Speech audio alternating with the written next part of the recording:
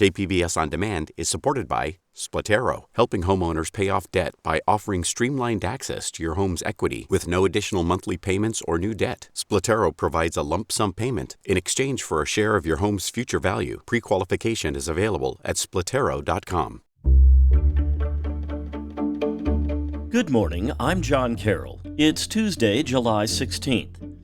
San Diego County Supervisor Terra Lawsom-Remer is leading the charge against corporate landlords. More on that next, but first, let's do the headlines.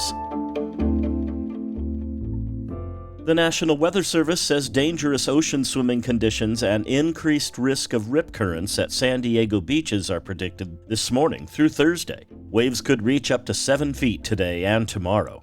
Southwest-facing beaches in northern San Diego County will see the highest surf. The Weather Service recommends remaining out of the water to avoid hazardous swimming conditions. More than 10,000 amateur athletes are competing in the State Games of America in San Diego this week. The State Games of America is a biennial Olympic-style youth competition that features medalists from state games throughout the country competing in more than 20 sports. In 2020, the California State Games and San Diego Tourism Authority partnered on the successful bid to bring the games to San Diego. Opening ceremonies are scheduled for Friday at Pechanga Sports Arena. Winston, a western lowland gorilla at the San Diego Zoo Safari Park, has died due to a string of age-related conditions. He was 52 and was recognized as one of the oldest silverbacks in the world, according to the zoo. Winston was born in the wild and later came under the care of a private owner in England. The zoo and safari park took possession of Winston in 1984. His caretakers described him as representing the best of us and said his contributions to gorilla conservation will continue to improve the lives of great apes around the world for generations to come. From KPBS, you're listening to San Diego News Now. Stay with me for more of the local news you need. KPBS On Demand is supported by Latino Legacy Foundation, presenting their Storyteller series, Reach for the Stars with Ellen Ochoa, the first Latina astronaut. Welcome Serenade by the all-female mariachi Amapolas, Sunday, June 29th. More at latinolegacyfoundation.org.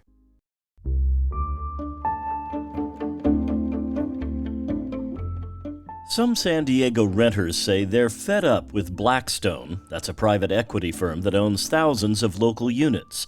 Now, one county supervisor is asking the board to take the company on.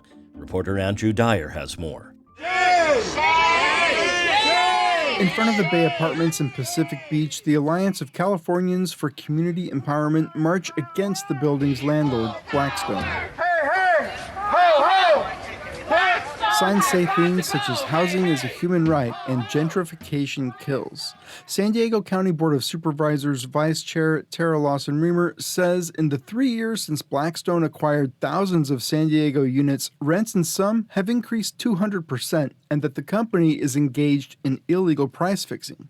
She says it's time for local governments to fight back. We're looking at basically bringing litigation against Blackstone, bringing legal action for their illegal behavior. On Tuesday, the board will take up Lawson-Remer's proposal. We're also going to be doing a deep dive to better understand exactly where and how many homes have been purchased and are being purchased looking forward by these big institutional investors. In a statement to KPBS, Blackstone denies doing anything unlawful and says on average their San Diego properties rent for 20% cheaper than the market average. Andrew Dyer, KPBS News. State officials are requesting the Poway placement of a man designated as a sexually violent predator be rescinded. Reporter Elaine Alfaro says residents gathered to protest the placement last Friday. Keep Poway safe! Keep Poway safe! Keep Poway safe! A crowd gathered at Garden Road Park, 2.5 miles away from the man's proposed home. Signs echoing their chants reading, "Keep our kids safe, no SVP," line the street. The San Diego Sheriff's Department says state officials requested to rescind that placement on Friday. It's unclear why the state made that decision. But Poway Mayor Steve Voss called it a victory. What we thought would be a protest is a day of celebration. I'm going to give some of the... This would be the third time the man's placement for housing, after serving time and receiving treatment, has been withdrawn. His attorney was not available for an interview. Voss organized Friday's rally. Pro bono attorneys have also volunteered to represent Poway to stop the placement. Hukumba resident Tanya Wilkins wishes her community had the resources for a similar effort. We should be able to have big signs up around town like the other places do, because we would. 3 of the 14 people designated as sexually violent predators on conditional release in San Diego County are in Hukumba. Elaine Alfaro, KPBS News. One plan to reroute the train tracks along the North County coast would take them through the Mar Fairgrounds. North County reporter Tanya Thorne says the agency that runs the fairgrounds met on Monday to voice their opposition. SANDAG calls the plan Alternative A. It starts at the Solana Beach train station and runs through the Mar Fairgrounds before running next to the I-5 freeway. It's the route many Del Mar residents support, but it's opposed by Solana Beach and now by the Mar Fairgrounds. Carlene Moore is the CEO of the fairgrounds. She fears construction of this route could halt the county fair and horse races for 7 to 10 years. We have about approximately a $680 million economic impact on this region, and we comprise about 40% of the city of Del Mar sales tax revenue base. The fairgrounds is also telling SANDAG they'll have to pause discussions of affordable housing on site until Alternative A is removed from consideration. SANDAG is taking public comments through Friday. Tanya Thorne, KPBS News. North County lifeguards got some much-needed skin cancer screenings on Monday at San Elijo State Beach. As North County reporter Alexander Wynn tells us, it's a reminder to put on sun protection. Goodwin Pampa spends most of his time outdoors as a state lifeguard. Our uniforms can be bathing suits only. He works 40 hours a week, and that's a lot of sun exposure. We're always outside. Too much exposure to UV light is the cause of most skin cancers. That's why he participated in Monday's free skin cancer screening by Scripps Cancer Center. Scripps has been offering this service for more than 25 years. Dr. Benjamin Kelly is a dermatologist at Scripps Cancer Center. This is just a small token of our appreciation to our lifeguards. He says San Diegans get a lot of sun exposure because of our love for the outdoors. We're pretty much always in the sun in some respects, so it's really important to first of all be somewhat protective with the sun, so wear your sunscreen as much as possible. He says people should also get checked for skin cancer by either their family doctor or dermatologist once a year. Alexander Wynn, KPBS News. Coming up, a film that finds humor in grieving. Arts reporter Beth Accomando chats with the director. We'll have that story just after the break.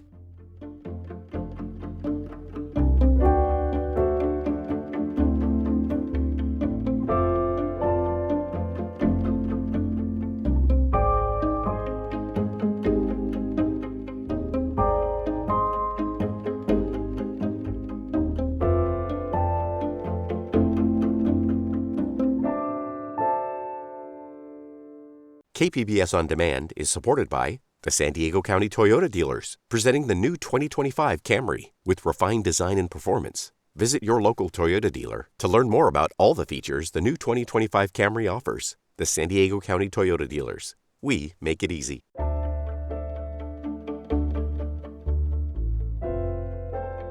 Filipino-American filmmaker H.P. Mendoza screened The Secret Art of Human Flight at the San Diego Asian Film Festival last year. It's returning to San Diego this Friday. Cinema junkie Beth Accomando spoke with the filmmaker last November. Now, this film deals with death and grief and trying to work through that grief, but it's a film that is remarkably funny also. How do you tackle a film like this and play with those tonal shifts and make people laugh so much at something that can also be so difficult to deal with? Well, I think there's a difference between making a comedy about death and making a movie about death that has comedic elements. I never want to be the death guy. I don't want to walk into a room and say, hey, everybody, let's commiserate about how horrible the world is. I will always attack everything with humor. I'm not making fun of anything. I think I'm honoring real feelings. But in that way that you know you're going to be okay when you're at a funeral and somebody cracks the first joke. I mean, the movie opens with a wake. It opens with a shiva. And within like 3 minutes, people are laughing. And I'm thinking, if people laugh within those first 3 to 5 minutes, then we're doing something right. Tell me what you're feeling. Bad. You feel bad. I feel bad. That's good. It's good that you feel bad.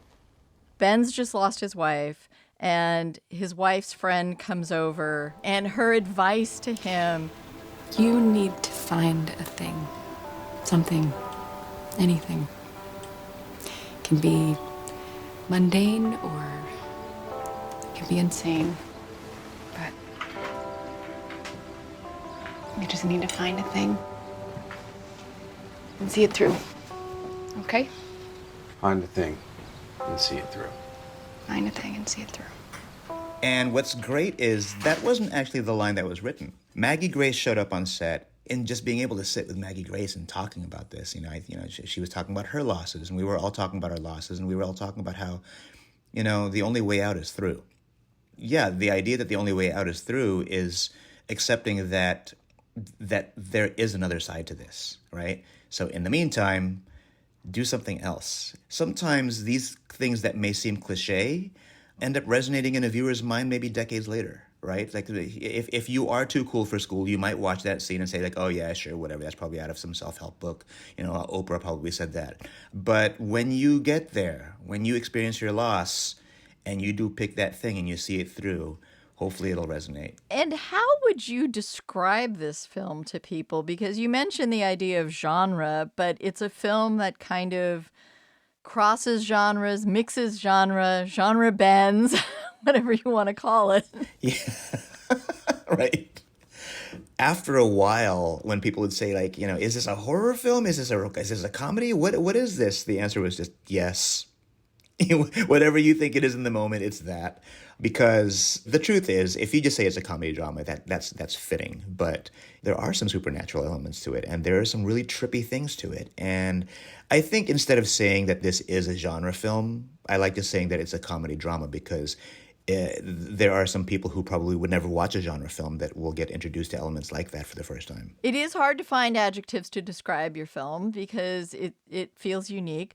But there's also something that comedy doesn't quite cover, which is this sense of like whimsy. It's true, because The Secret Art of Human Flight, I don't think it's a laugh out loud comedy. I think it's funny. Yeah, the whimsy that makes people chuckle or laugh isn't necessarily comedic, right? Like I think a lot of this it's a kind of unexpected lightness that you wouldn't expect to feel amongst all that death. So yeah, I think thank you for that. I'm going to take that from you, and I'll attribute it to you. But I think you kind of gave me the language to talk about that now. All right. Well, I want to thank you very much for talking about The Secret Art of Human Flight. Thank you for having me on. The Secret Art of Human Flight opens Friday at Digital Gym Cinema in the East Village. That's it for the podcast today. As always, you can find more San Diego news online at kpbs.org. Join us tomorrow to learn more about what's going on in your community. I'm John Carroll. Thanks for listening, and have a great day.